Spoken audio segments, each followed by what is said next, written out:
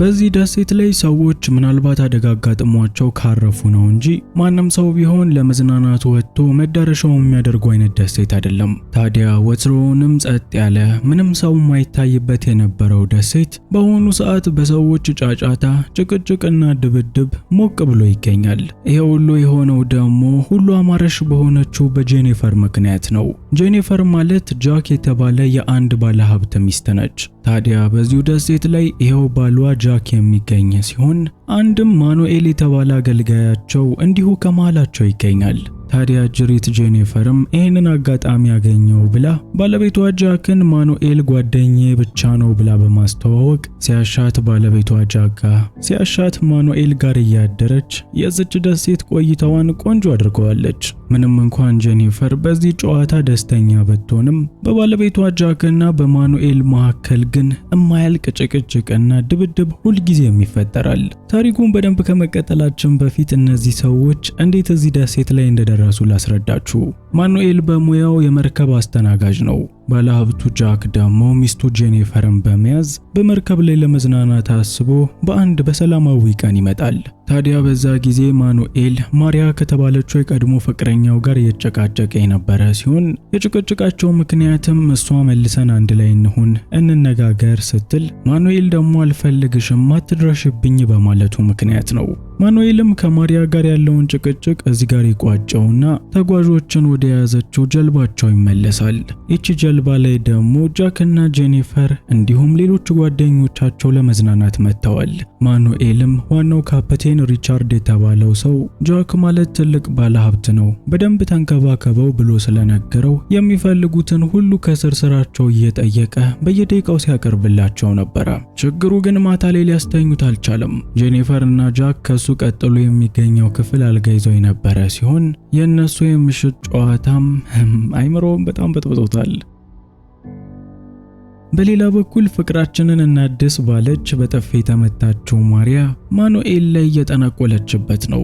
አንድ አሻንጉሊት በማኑኤል መስላ የምፈልገውን ሁሉ እያደረገች የሚገኝ ሲሆን ይህ አሻንጉሊት ላይ የምታደርገው ነገር በሙሉ በጥንቆሎ አማካኝነት ማኑኤል ላይ የሚደርስበታል።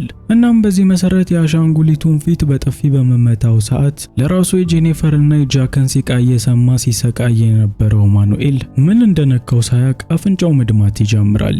በዚያን ቀን ማግስት ባለሀብቱ ጃክ ያዘዝነው ነገር በጊዜ አልመጣልንም በማለት ካፕቴን ሪቻርድ ጋር ቅሬታውን አቅርቧል። ቀደም ብሎ ደግሞ ለማኑኤል ይህንን ባለሀብት እንዳታስከፋ ብሎ አስጠንቅቆት የነበረው ሪቻርድ ማኑኤልን በሚጮህበት ሰዓት ማኑኤል እንደውም ይህንን ስራ እንደማይፈልገው ይናገራል። ለራሱ ማታ ስንት ነገር አልፎን የመጣው እንደውም ቀጣዩ ወደብ ላይ ከዚህ መርከብ ስራዬን አቁሜ እወርዳለሁ በማለትም በብስጭት ክፍሉን ለቆ ይወጣል። ግና ማኑኤል ያላስተዋለው ነገር እሱ በንዴት ወርውሮት የወጣው ፎጣ እሳት አስነስቶ ሙሉ ጀልባዋ መቃጠል መጀመሯን ነው። የእሳቱን ጭስ የተመለከቱት ተሳፋሪዎችም ለሪቻርድ ነገሩን ነግረውት እሳቱን ለማጥፋት ቢሞክርም ከቁጥጥራቸው ውጪ ሆኗል። እናም ያላቸው አማራጭ መርከቧ ከመፈንዳቷ በፊት ማምለጥ ስለነበር ተጓዦቹ በሁለት ትናንሽ ጀልባዎች ተከፋፍለው መርከቧን ትተዋት ወጥተዋል። ጉዟቸውንም በትንንሾቹ ጀልባዎች እያደረጉ በነበረ ሰዓት ሌሊት ላይ ኃይለኛ ማዕበል ተነስቶ ሁሉንም ወደ ባህር ውስጥ ከቷቸዋል። በዚህም መሰረት ጠዋት ላይ ጄኒፈር ራሷን በአንድ ደሴት ዳርቻ ያገኘችው ሲሆን የካፕቴን ሪቻርድንም ሰውነት ውሃው እየጎተተ በሚያመጣው ሰዓት ወዲያውኑ ሰውየውን ለማየት ትሄዳለች። በጊዜውም ጄኒፈር የሰውየውን ትንፋሽ መልሳ ለማንሳት የቻለችውን ነገር ብትሞክርም ነገርየው ሊሳካላት አልቻለም። በተመሳሳይ ሰዓት ማኑኤልም ቢሆን እዛው ቦታ ላይ የተገኘ ሲሆን የአለቃው ሪቻርድን ሕይወት ለመመለስ እሱም የቻለውን ቢያደርግም ሪቻርድ ካሸለበበት ሊመለስ አልቻለም። እናም ማኑኤል ምንም እንኳን በጣም አናዶት የነበረ ቢሆንም አለቃው ሪቻርድን በጣም ስለሚወደው በክብር ቀብሩንም እዚሁ ደሴት ላይ ፈጽሞለታል። ምሽት ላይ ደግሞ የሚለብሱት ነገር ስለሌላቸው ልክ ጄኒፈር ብርዷት በምትንቀጠቀጥ ሰዓት ማኑኤል የራሱን ልብስ ማልበስ አለፍ ብሎም አቀፍ በማድረግ ሙቀት እየሰጣት ነው። ከዛ ደግሞ ቀን ቀን ወደ ባህር ውስጥ ያለምንም ፍራቻ በመግባት ቆንጆ የሚባሉ የአሳ ዝርያዎችን የሚይዝ ሲሆን ጄኒፈርንም እንዲህ ባለ ሁኔታ እየተንከባከባት ነው። ትዕይንቱ ሲቀየር ጄኒፈር እና ማኑኤል ልክ እንደ ከዚህ ቀደሙ በዝናብና በብርድ ላለመጎዳት ሲሉ ትንሽዬ ዳስ ከዘንባባ ቅጠልና ከተለያዩ የወዳደቁ ነገሮች ለመስራት እየሞከሩ ነው። ተሳክቶላቸውም በአሁኑ ሰዓት ፀሐዩና ዝናቡን ማስጠለል የሚችል ቆንጆ ዳስ የሰሩ ሲሆን ከዚህ ቦታ መጥተው የሚወስዳቸው ሰው እስኪያገኙ ድረስ በሰላም እንደሚኖሩ እርግጠኛ መሆን ተችሏል። አንድ ቀን ላይ ማኑኤል ወደ ዋና ለመግባት ተዘጋጅቷል። ከመግባቱም በፊት ለጄኒፈር እኔ ምንም አይነት ልብስ በሰውነቴ ላይ ሲኖርና ሰዋኝ ደስታ አይሰጠኝም፣ እንግዲያው ራቁቴን ልገባ ነው፣ ፊትሽን አዙሪ በማለት ሙሉ ለሙሉ እርቃኑን ወደ ውሃ ውስጥ ይገባል። አጅሪት ጄኒፈርም እኔም እኮ ልብስ አይመቸኝም በሚመስል ሁኔታ ተከትለው የገባች ሲሆን ለተወሰነ ደቂቃም ዋኝታ አሁን ልወጣ ነው፣ ፊትህን አዙር ገላዬን እንዳታየው በማለት ለማኑኤል ፊቱን እንዲያዞርላት ትነግረዋለች። የዚህን ሰዓትም ማኑኤል ያን ያህል እንኳን የሚያማልልም ሆነ የሚያሳስት ሰውነት የለሽም፣ ባይሽም ምንም አይፈጠርም በማለት ጄኒፈርን ከነበረችበት ሞቅ ያለ ስሜት በንዴት እንድትወጣ አድርጓታል። እነዚህ ሁለት ሰዎችም ለመጀመሪያ ጊዜ በሰሩት ዳስ ውስጥ ሌሊቱን አሳልፈው በማግስቱ እንደተለመደው ማኑኤል አሳ ለመያዝ ወደ ባህር ውስጥ ይገባል። በዚህ ጊዜም ባለሀብቱን ጃክን ወድቆ ያገኘው ሲሆን ጃክንም ካገኘበት የባህር ዳርቻ በመያዝ ወደ ጄኒፈር ጋር ይዞት ይመጣል። እናም ሁለቱ ባልና ሚስቶች በድጋሚ ተገናኝተው ደስተኛ ሆነዋል። ነገሮች ሲታዩ ጥሩ የሆኑ ይመስላል እንጂ ፍጹም አልሆኑም። ፈተናው የሚጀምረው ከዚህ በኋላ ነው። በዚህ ቦታ ላይ ጄኒፈር ባለቤቷ ጃክ ከመምጣቱ በፊት እንደነበረው ረጅም ጊዜዋን ከማኑኤል ጋር እያሳለፈች ነው። ይህንን ያስተዋለው ባለሀብቱ ጃክ ደግሞ በማኑኤል ላይ ቅናት የተሰማው ሲሆን ከዚህ ልጅ ጋር ያላትን ግንኙነትም ቀነስ እንድታደርገው ለጄኒፈር ይነግራታል። ጄኒፈር በበኩሏ በመሃላቸው ከጓደኝነት ያለፈ ምንም እንደሌለ ለጃክ እየነገረችው ነው። ካንተ ውጪም ወደ ውጪ በሚመስል ሁኔታ እዛው ማኑኤል ፊት እሱን እያሻሸች ለመሳም በመሞከር ሰዓት ማኑኤል ሁለቱም ማስጠልተውት ከቦታው ላይ ይሄዳል። ሁሉም ነገር እንዳለ ሆኖ ጃክ አሁንም ቢሆን ሐሳቡን አልቀየረም። ጄኒፈር እኛ ጓደኞች ብቻ ነን ብትለውም ከዚህ በኋላ ከማኑኤል ጋር ጊዜ ማሳለፏን ትታ በርካታ ጊዜዋን ከሱ ጋር እንድታሳልፍ ለማድረግ እየሞከረ ነው። በዚህ መሃልም ማኑኤል አሳ ለመያዝ ሊሄድ ስለነበር ጄኒፈርን ከሱ ጋር እንድትመጣ ይጠራታል። ይህንን የሰማው ጃክም አንቺ ምንም ማስተርየለትም ብቻውን ሄዶ ያዝ በማለት ጄኒፈርን ለማስቀረት ቢሞክርም ጄኒፈር ግን እዛ መቆየቷን ትታ ወደ ማኑኤል ጋር ሄዳለች። ከዚያም ከባህር ውስጥ የሚበሏቸውን ቆንጆ አሳዎች የያዙ ሲሆን አሳ ነባሪ ወይም ሻርክ በሚመጣባቸው ሰዓት ደግሞ ወዲያውኑ ወደ ደሴታቸው ተመልሰው መጥተዋል። ታዲያ የዚህ ጊዜ እሳት ለብሶ እሳት ጎርሶ የነበረው ጃክ ሁለቱንም ደስ በማይል ፊት ይቀበላቸዋል። ማኑኤልም በዚህ ተናዶ የያዙትን አሳ ይዞ ወደ ራሱ ቦታ በሚሄድ ሰዓት ጄኒፈር ሕይወትህን እኮ ያዳነልህ እሱ ነው፣ ክፉ ሰው አይደለም በማለት ጃክን ስለ ማኑኤል ጥሩ ነገር ተናግረዋለች። እንዲያውም በአሁኑ እቅዷ ይሰራላት መስሏት ሁለቱንም አንድ ላይ በማስቀመጥ ቆንጆ የጓደኝነት ወሬ ለማንሳት ትሞክራለች። ምን ያደርጋል እነዚህ ሁለቱ ወንዶች ልክ እንደ መጥፎ ጎረቤት ሳይስማሙ ይቀርና ጭቅጭቃቸውን እንደ አዲስ ይጀምሩታል። አንድ ማይካድ ነገር ቢኖር ጃክ ወደዚህ ከመምጣቱ በፊት እነ ማኑኤል ምንም አይነት እሳት ማያያዣ አልነበራቸውም። ታዲያ ጃክ ከመጣ በኋላ ላይተር እያስጠቀማቸው የነበረ ሲሆን ለማኑኤልም ከዚህ በኋላ የኔን እሳት መጠቀም አትችልም፣ የራስህን እሳት ማያያዣ ላይተር ፈልግ በማለት በጭቅጭቁ ሰዓት ጃክ ለማኑኤል ይነግረዋል። በዚህ የተናደደው ማኑኤልም እሱ ጎበዝ አዳኝ ስለሆነና አሳም ያመጣላቸው እሱ ስለሆነ እንግዲያው የላይተርህን እሳት መብላት ትችል እንደሆነ ብለው እኔ ማመጣውንም አሳ አንዳችም አትቀምስም በማለት ከዚህ በኋላ ሁለቱም መለያየታቸውን በእርግጠኝነት ተናግረዋል። ይህንን የሰማችው ጄኒፈር በበኩሏ ደስተኛ አይደለችም። ጃክ ከመምጣቱም በፊት ማኑኤልም በደንብ እዚህ ቦታ ላይ ስላወቀችው ያለሱ ማደን ችሎታ አንድም ቀን እንደማያድሩ እየተናገረች ነው። በሌላ በኩል ጃክ ደግሞ እኔ ለሚስቴም ሆነ ለራሴ አላንስም፣ ቆንጆ ነገር አበላሻለሁም በማለት ሚስቱ ጄኒፈርን ይዟት ምግብ ለመለቃቀም ወጥቷል። ግና ምግቡን ለሷ ከመብላቱ በፊት ሁሉንም የግዴታ እሱ መቅመስ ስለነበረበት በሚበላ ሰዓትም ለሰው ልጅ የማይስማሙ በርካታ መራራ ነገሮችን እየቀመሰ በየደቂቃው ወደ ላይ ሲለው ነበር። የጫካው ሲቅርብን እስቲ ደግሞ ወደ ውሃው ገብተን እንሞክር በማለትም አንድ ላይ ወደ ባህር ውስጥ ገብተው ለመያዝ በሚሞክሩ ሰዓት አንዳችም ደህና ነገር መያዝ አልቻሉም። ወደ እነሱ እጅ ውስጥ የሚገቡት ትናንሽ የባህር እንስሳቶች ናቸው። በዚህ ተስፋ የቆረጠችው ጄኒፈር ደግሞ ወደ ደሴቱ በምትመለስ ሰዓት ማኑኤል ምንም ያካከል ትልልቅ አሳዎችን ይዞ እየበላ ታገኘዋለች። ማኑኤልም አልጨከነባትም። የኔ ቆንጆ ነይ በይልኝ በማለት ጄኒፈርን በሚጋብዛት ሰዓት ጄኒፈር ይሄንን ማረጓ ጃክን እንደ መክዳት ስለሚቆጠር በምንም ተአምር ባሌን ትቼ አልበላም በማለት ጥያቄውን ውድቅ አድርጋበታለች። የዚህን ሰዓት ማኑኤል ካየውሽ ከመጀመሪያዋ ደቂቃ ጀምሮ ወድጄሽ ነበረ። ያኔም ውሃ ውስጥ ምንም አትማርኪም፣ ሰውነትሽ አያማልልም ያልኩት ትልቅ ውሸት ነው። እባክሽን ነይ በይልኝ በማለት ጄኒፈር እንዳትጎዳበት ስትል አባብሏት ከአሳው እያበላት ነው።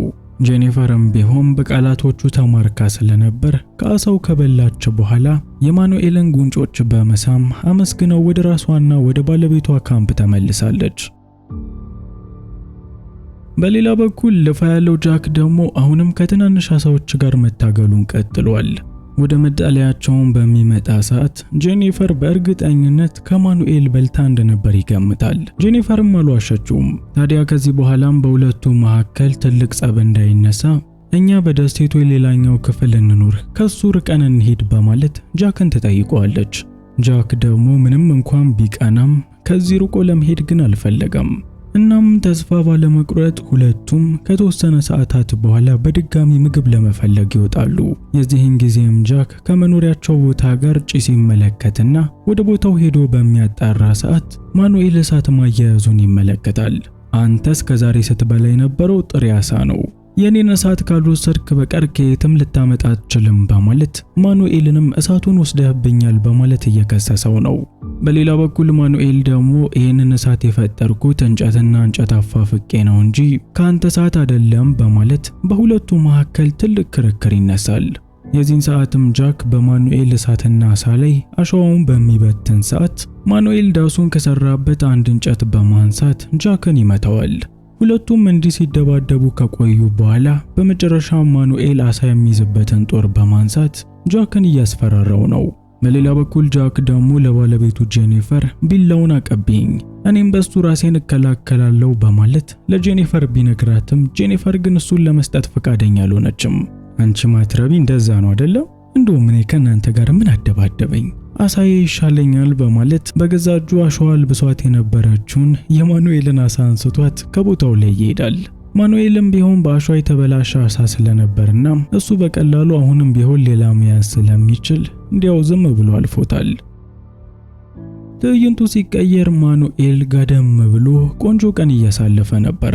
ማኑኤል በተኛበት ደግሞ ጃክ የመዋኛ መነጽሩን ወስዶበት ሄዶ የነበረ ሲሆን እነዚህም መነጽሮች ዓሳዎችን በቀላሉ ለመያዝ በጣም ቁልፍ ነገሮች ናቸው። ማኑኤልም ቢሆን መነጽሩ እንደተወሰደበት በሚያቅ ሰዓት ዓሳ የሚይዝበትን ጦር ይዞ ጃክን እገለዋለሁኝ ሲል እየፎከረ ነበር። የዚህን ሰዓትም ጄኒፈር እንደው ባክህ ለኔ ስትል ተው በማለት ማኑኤልን እየለመነችው የነበረ ሲሆን ማኑኤልም እማትለቅኝ ከሆነ እንዲህ ነው ማደርግሽ አየሽ እያለ ወደ ሌላ ነገር ትግሉን ቀየር አድርጎታል። ጄኒፈርም ቢሆን በበኩሏ መጀመሪያ ላይ ለመቃወም እየሞከረች እንዲያቆምም ስትነግረው ነበር። ግን ለመጀመሪያ ጊዜ ማኑኤል ምን ያህል ጎበዝ እንደሆነ ስላስተዋለች እረፍ የሚለውን ቃል በይደር በመተው ነገሩን እስኪጮህ በዝምታ ትተዋለች። የሆነው ከሆነ በኋላ ማኑኤል ይባስ ብሎ ጄኒፈርን ከሱ ጋር መኖር እንድትጀምር ይጠይቃታል።